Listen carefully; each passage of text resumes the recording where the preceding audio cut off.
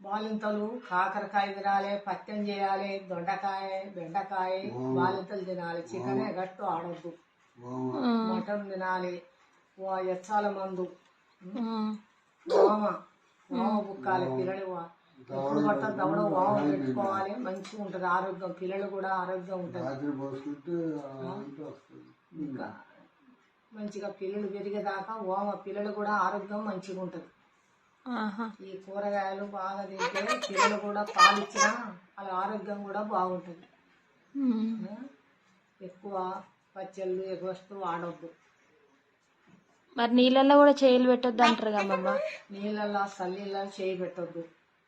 ఎన్ని రోజుల దాకా పెట్టొద్దు?